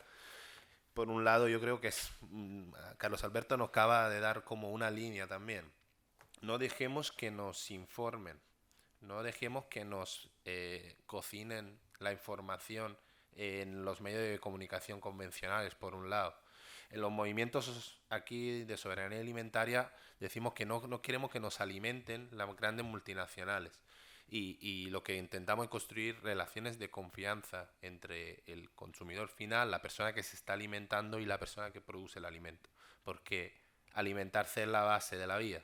Al mismo tiempo, lo que tenemos que construir, además de medios alternativos que existen y no es muy complejo acceder a ellos, Rebelión es uno, pero hay varios y hay muchos y que necesitan ser apoyados también para resistir delante de un panorama desalentador. Habéis visto lo de la COP en Madrid que se está realizando y como Endesa ha comprado las primeras páginas diciendo que es la empresa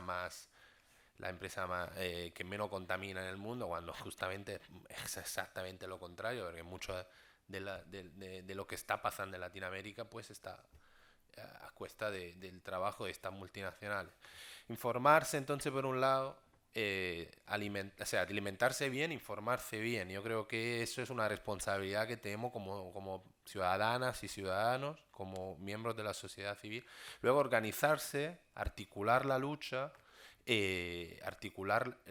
crear alianzas con las organizaciones que están ahí trabajando y luchando, construir puentes de solidaridad internacionalista, participar en espacios, no dejar que otros hagan la política para nosotros, sino hacerla en nuestro día a día, como personas informadas, como personas responsables y como personas que exigen que los mismos derechos que se están realizando para nosotros, en algunos casos, se realicen también en otros lados y exigir los otros derechos que aquí se están también violando y que allá también están sistemáticamente violados o eliminados completamente del mapa.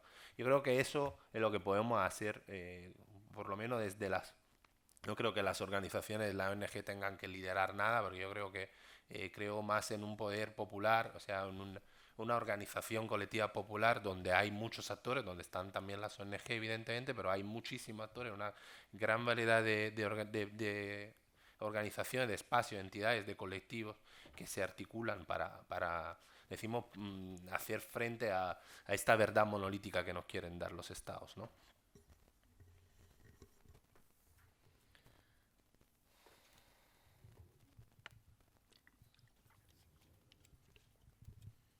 Buenas noches.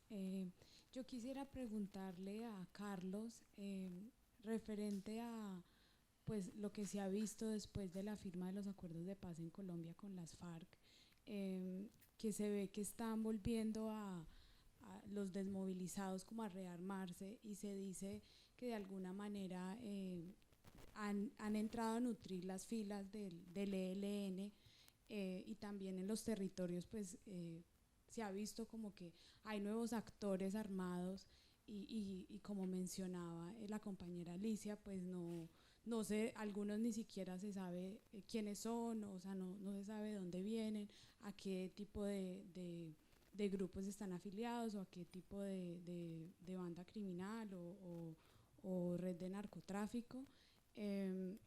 ¿Cómo se ve eso de los desmovilizados de las FARC?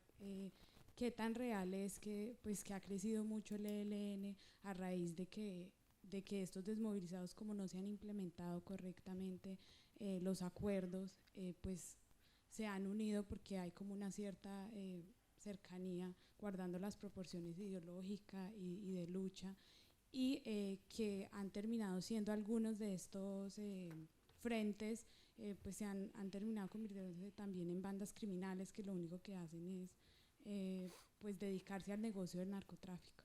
Por ahí mi pregunta. Gracias.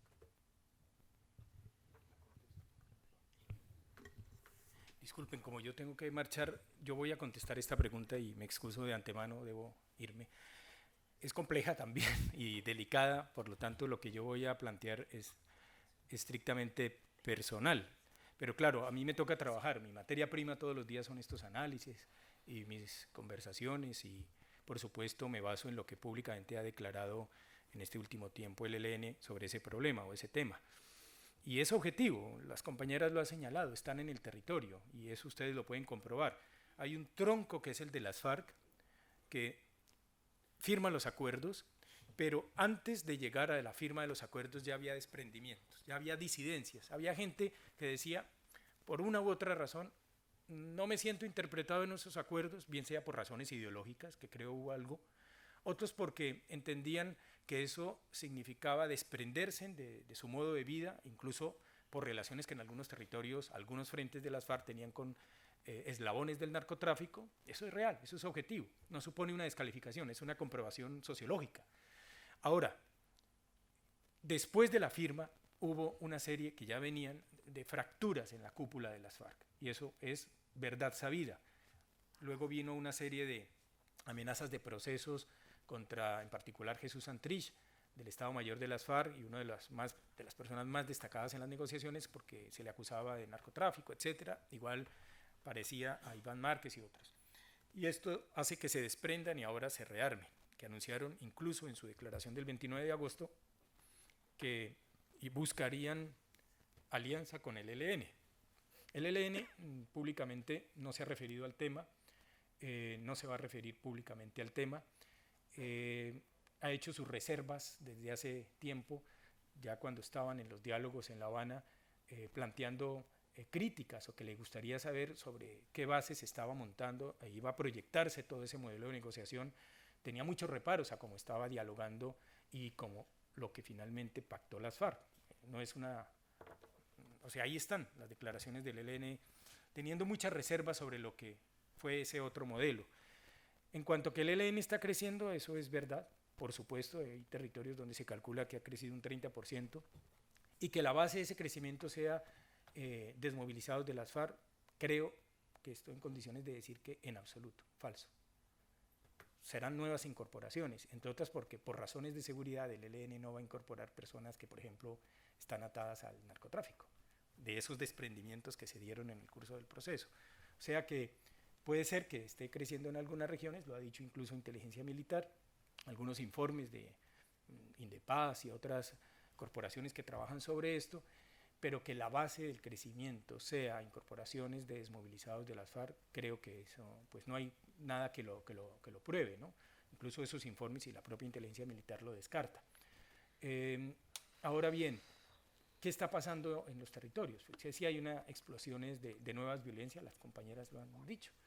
¿Por qué? Porque hay presencia en territorios donde se supone el Estado debía llegar, pero no con su control militar, sino social, económicamente, con planes, con respeto a la población. El Estado falló.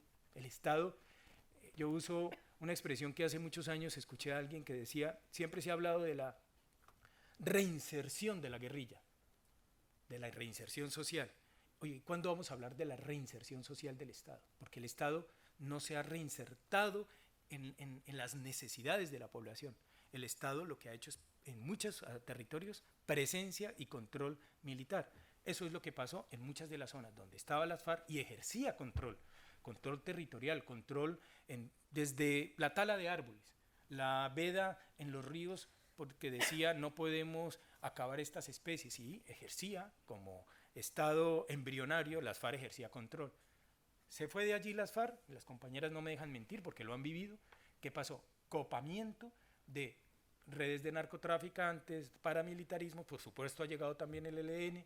Entonces, lo que ha pasado es que ante esa ausencia se ha desbordado la violencia y se ha descompuesto aún más el país. Entonces, claro, ahí es donde pues, lo acertado que es retomar conversaciones de paz, que hagan que el Estado se vaya reformando, que se respeten los derechos de la población. Esto parece utópico, una ilusión, pero es que no hay otro camino. Pienso yo que el diálogo, pero el diálogo no es para ver cómo se desmovilizan, se desarman y se reinsertan 5.000, 4.000, 7.000 guerrilleros. No, eso significa que si no se interviene la problemática, a la vuelta de 10 años en Colombia habrá nuevas expresiones de violencia, o bien política organizada, o como ha pasado en Centroamérica, una explosión de violencias vinculadas más con el crimen organizado por razones, digamos, individuales, de Lampa, de redes, digamos que no vehiculan una propuesta y una alternativa, y que no son una referencia ética, política acertada,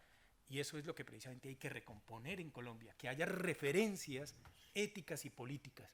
Aún tengamos las diferencias que tengamos, pero que se recomponga un camino con referencias. ¿Qué piensa usted sobre este problema objetivo, por ejemplo, del medio ambiente en Colombia?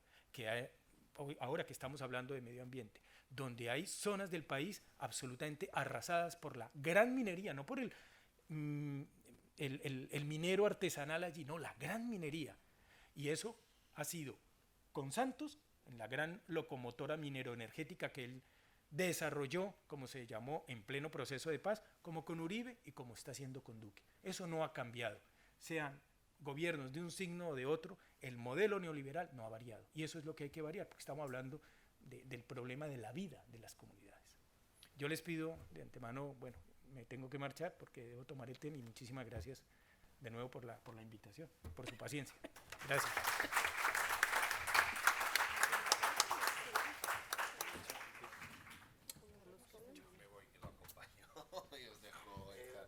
Voy a, sí, unos minutos más porque el resto. Yo tomo la moderación para mantener un poquito más el espacio, por si queréis. Yo soy Javier, de la Coordinación Valenciana de Solidaridad con Colombia también. Entonces, seguimos un ratito más abierto el debate con las compañeras.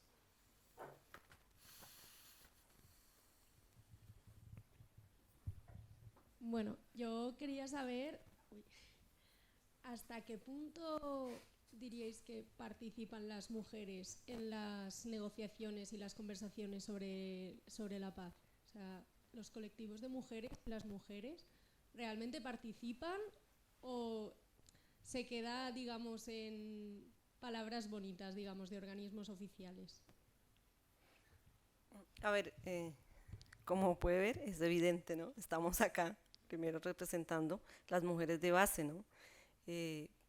Participamos desde nuestro fogón, de nuestra tulpa, porque siempre decimos, al lado de un buen líder existe una buena mujer, porque si no, no podría ejercer ese hombre ese liderazgo. Nosotros, como pueblos indígenas, vemos la dualidad, la complementariedad, donde para poder hacer un buen ejercicio de liderazgo, de movilización, deben estar los dos. Tenemos también el programa Mujer, el Observatorio de Derechos Humanos, para visibilizar los diferentes tipos de violencia que hay a nivel de conflicto armado, pero también familiar y social. Y nos hemos dado cuenta que el índice es muy alto, pero también aquellas mujeres que estaban allá invisibilizadas. Tengo yo una anécdota pues, porque he recorrido yo el territorio, donde le decíamos a las mujeres, ¿usted qué hace en su casa? O sea, yo no hago nada, pero era la que lavaba, barría, trapeaba, cuidaba a los hijos, cuidaba a los animales, y se echaba a su hijo en la espalda y se iba al campo a ayudarle a su esposo.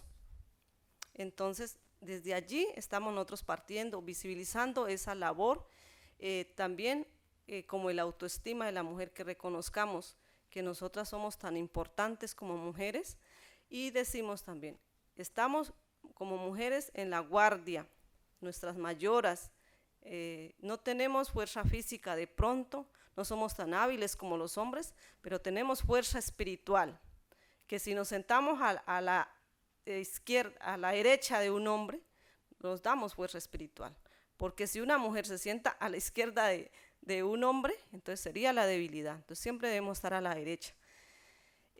Estamos allí con nuestra economía, porque mientras los hombres salen a la movilización, a hacer el ejercicio de control territorial como guardias, aquellas mujeres se quedan en la casa transformando esos alimentos que son propios, nativos de nuestra comunidad, pero también tejiendo estas mochilas que nosotros tenemos.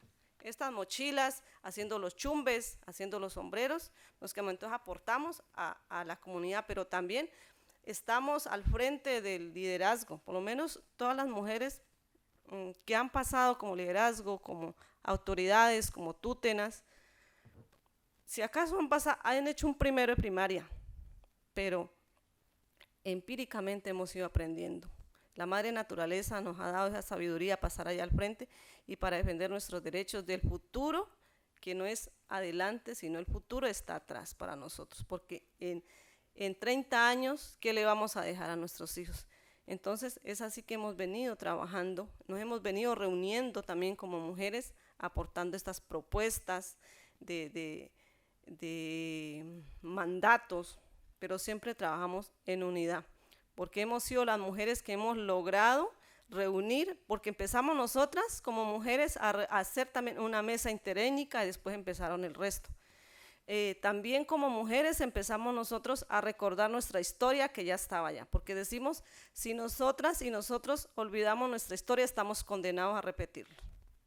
Es muy importante lo que nosotros venimos haciendo. Ahora yo mismo me valoro que he sido importante, que estaba visibilizada ya, invisibilizada en mi casa y no valoraba lo que yo hacía. Y también es un ejemplo porque allá hay muchas mujeres que aún están siendo maltratadas por su propio compañero, pero también han sufrido esa violencia económica, esa violencia laboral, pero no se han dado cuenta todavía. Entonces seguimos trabajando y siempre decimos hasta que se apague el sol. Y cuando nosotras las mujeres avanzamos, los hombres no retroceden. Aide, ¿quieres contestar algo? Sí, siempre es importante hablar. A ver, creo que Colombia las mujeres somos más del 50% de los habitantes en el país en general. Demasiado feminicidio en Colombia, muchas mujeres asesinadas, y en esos últimos tiempos de avance de los acuerdos, digámoslo así, las mujeres lideresas han sido asesinadas más en este país, en nuestro país, desafortunadamente. Sin embargo, nosotros seguimos levantando nuestra voz. En el caso mío, pues hago parte de una organización mixta, que es una federación agraria donde hay hombres y mujeres.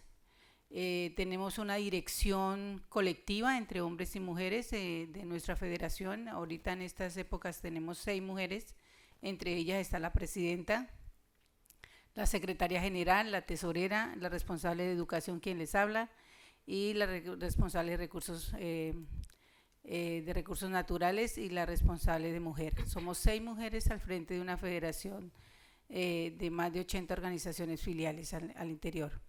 Pero así como nosotros, hay muchas más organizaciones también, y hay organización de mujeres, hay plataforma de mujeres en Colombia que defienden los derechos de las mujeres y el derecho a participar. Nosotros hemos planteado también en una consigna, en una sola voz, que nos hemos unido y consideramos que es una salida también, es que nosotros no parimos hijos para la guerra.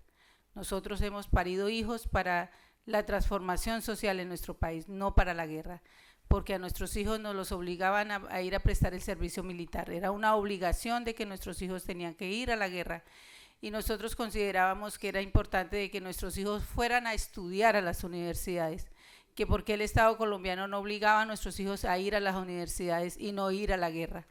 Y hemos logrado que no sea la prestación del servicio militar no sea obligatorio, sino que sea el querer de cada quien si quiere prestar o no.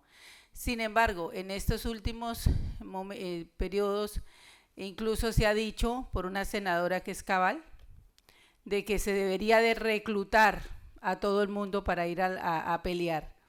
También hemos dicho, ¿por qué no las grandes dirigentes de este país, de nuestro país, ponen sus hijos para la guerra? Cuando son nuestros hijos de las clases, de los campesinos, de la gente que no tiene recursos, los que les ha tocado ir a la guerra. Entonces nosotros estamos con la consigna de que no parimos hijos para la guerra. Nosotros parimos nuestros hijos para la transformación social. Y participamos de esos diferentes escenarios. No es fácil porque el capital es nuestro país que avanza notoriamente, además es un país muy machista, entonces no es fácil, pero vamos haciendo nuestro propio proceso y vamos trabajando y consideramos que de los procesos organizativos son fundamentales para poder combatir todas estas malas prácticas que se desarrollan en nuestro país. Entonces aquí estamos y vamos a seguir agrupando todas estas mujeres en defensa de nuestros territorios. Gracias. ¿Hay alguna otra palabra? Buenas noches, gracias a Alicia y a Aide. Bueno, primero pues invitarlos a todos y a todas a reconocer que, bueno, estas realidades es la realidad colombiana, que tiene ciertas especificidades por el contexto, por dinámicas históricas y demás, pues también es producto de una razón estructural, como lo decía antes de salir Carlos Alberto, creo, que es el orden económico, ¿no? Entonces es pensarnos también que esta realidad tampoco es tan ajena a Europa, que las realidades latinoamericanas tampoco son tan ajenas a Europa, porque el extractivismo y todas las dinámicas económicas que están expulsando a la gente de sus territorios, que están también, digamos, de alguna manera dándole poder a gobiernos que son funcionales a ese orden económico, pues son los que también están produciendo ese tipo de cosas. Entonces, también pensarnos que hay responsabilidades por fuera de, y que son realidades que también nos tocan y que tocan a todo el mundo en general, porque nos tenemos que pensar un mundo diferente también, que se construya con base en un orden social y económico diferente, para no permitir que esto se siga dando en otros territorios, que aunque no estamos cerca, pero lo podemos ver, y ahora mismo pues hay testigas aquí en la mesa pues contándonos esas realidades, ¿no?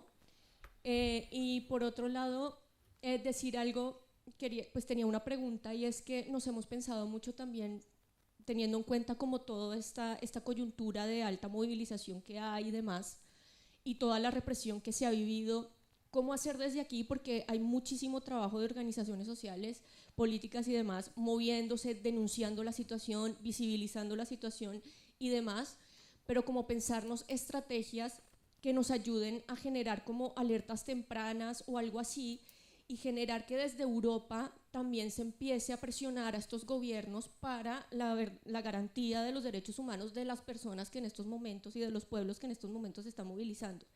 Me parece muy importante generar como estrategias muy concretas que nos permitan esos apoyos, y que realmente desde aquí se pueda hacer algo para que no sigan matando más a la gente, porque es bastante preocupante, y también para permitir que el movimiento pues siga avanzando y de verdad se consiga aquello que queremos conseguir, ¿no? Perdona Gracias. que te estuviera cortando un poquito, pero es que ya estamos terminando. Entonces, de tu intervención hay dos partes, una primera parte que yo creo que les corresponde a ellas contestar, y una segunda parte que es qué hacer desde acá y tal, que ya contestó un poco Nelo, pero me gustaría apuntar una cosita y ya. Entonces, de la primera parte sobre los modelos y yo diría una cosa más, y es un tema súper importante en este momento, y es la emergencia medioambiental, la emergencia climática que tenemos ahora, y las alternativas que nos están ofreciendo desde unos modos de vida diferentes, el modo de vida indígena, el modo de vida campesino. Sí, si quieres. Primero. Bueno, no, yo creo que bueno, son varias las circunstancias, ¿no?, que tenemos en nuestro país, y todas las acciones que se puedan hacer desde Europa, desde la comunidad educativa, estudiantado, universidades, bueno, de exigencia de respeto por los derechos humanos. Creo que es muy fundamental. Todo llamado a nuestro país, a los gobiernos que tenemos, es muy importante, porque eso que significa que hay un apoyo a la población civil en nuestro país. Ahora bien, nosotros sí tenemos propuestas, hemos hecho muchas propuestas alternativas al gobierno, y hemos venido trabajando, por ejemplo, los derechos de los campesinos y campesinas del mundo, que se llevaron a las Naciones Unidas para que sea un derecho universal, no solamente de América Latina, sino del mundo entero, de los derechos de los campesinos y campesinas del mundo. Pero también tenemos una apuesta política que tiene que ver la agroecología. La agroecología creemos que es una necesidad, y que el planeta reclama, que nuestra tierra reclama con urgencia, que nosotros y nosotras atendamos nuestra soberanía alimentaria y nuestra madre tierra. Y nuestra madre tierra, de la única manera que nosotros podemos atenderla, es devolviéndole su recurso, que es no químicos, a la tierra, a la producción, porque sabemos que la producción que se está entregando en el mundo entero, no solamente en nuestro país, en el mundo entero, la producción que se le está entregando para el consumo de las personas es supremamente grave, porque son los alimentos transgénicos que están producidos con un alto tóxicos que dañan la vida humana. Y por eso nosotros tenemos esa apuesta. Por ejemplo, nosotros de FENSUAGRO tenemos la Universidad Campesina, que se llama el Instituto Latinoamericano Mariacano, donde hay jóvenes campesinos, hijos de nuestros compañeros campesinos, estudiando la agroecología. ¿Sí? Van a ser técnicos en agroecología. No nos ha sido fácil, pero estamos en esa apuesta política en el país. Y bueno, no solamente en nuestro país, sino en América Latina y en el mundo, también se está trabajando los institutos de agroecología para formar a esos jóvenes para defender a nuestra tierra. Nosotros como pueblos indígenas, bajo los planes de vida, que son nuestros sueños, tenemos unos principios orientadores, la cual con la unidad, primero partiendo desde ese núcleo organizativo que es la familia tan importante, y la parte espiritual, que el gobierno y por medio de las iglesias no nos discriminen por esa parte espiritual que tenemos, porque igual cuando no sales del territorio, pues no sientes.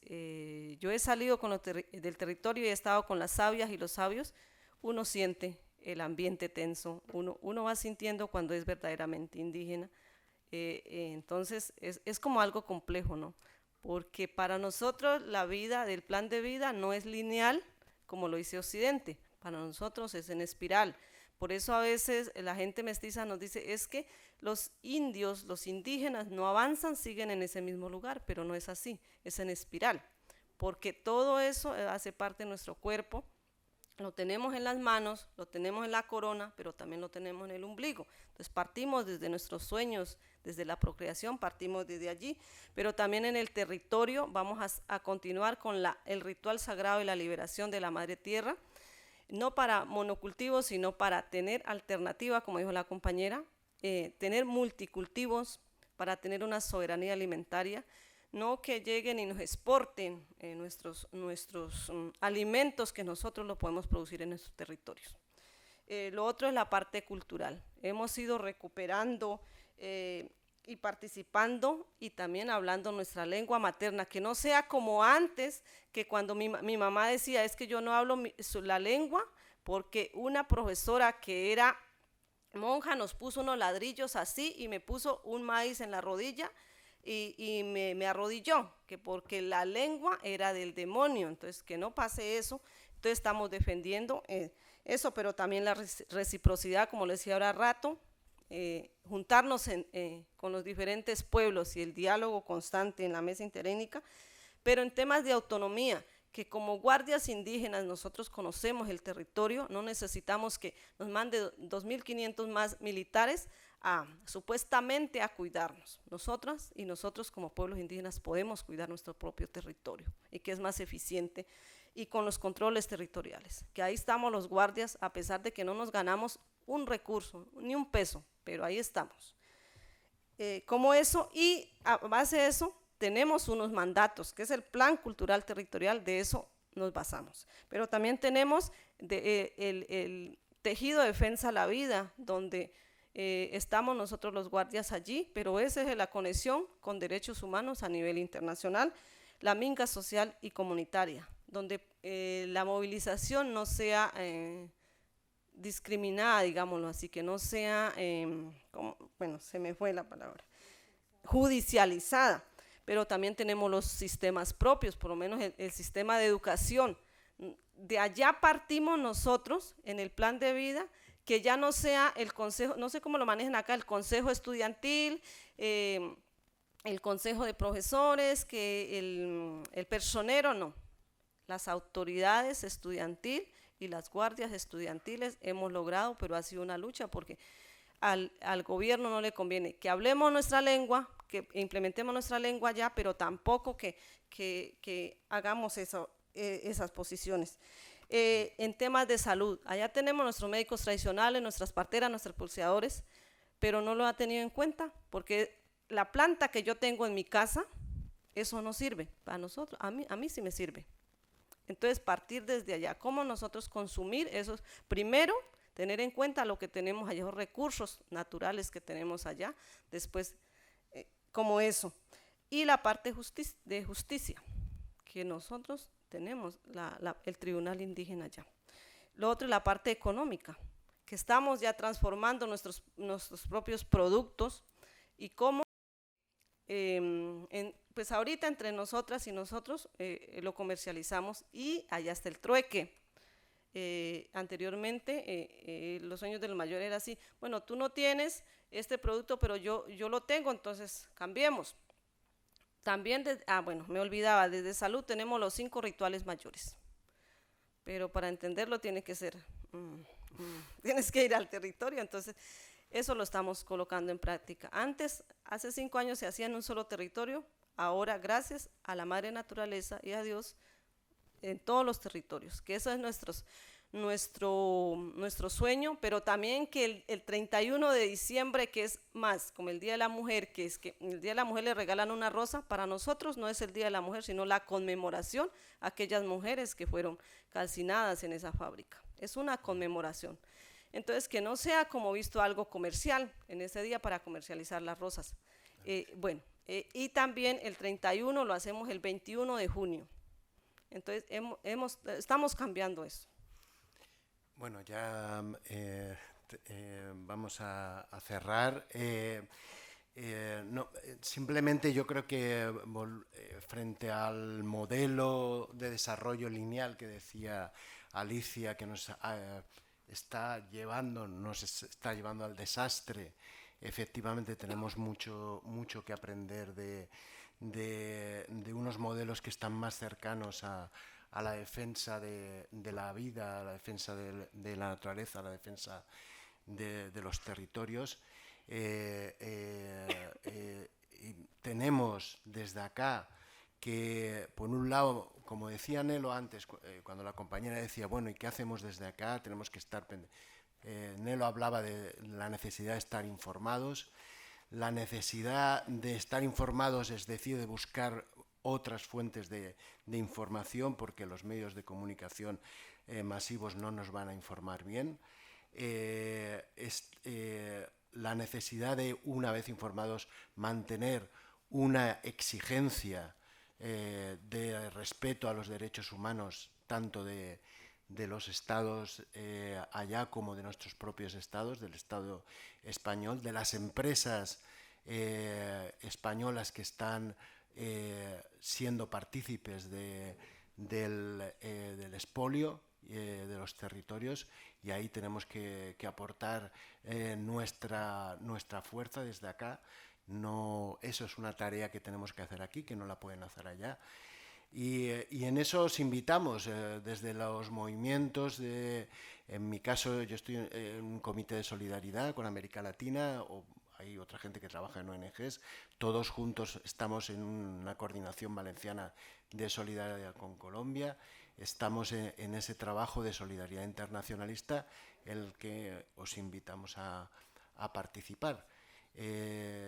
Yo lo dejaría aquí agradeciendo de nuevo al Instituto de Derechos Humanos, a la Universidad de Valencia, al máster, este espacio, esta invitación, y gracias a todas vosotras y a todos vosotros por haber participado, y nada, vamos a seguir trabajando juntos. Muchas gracias.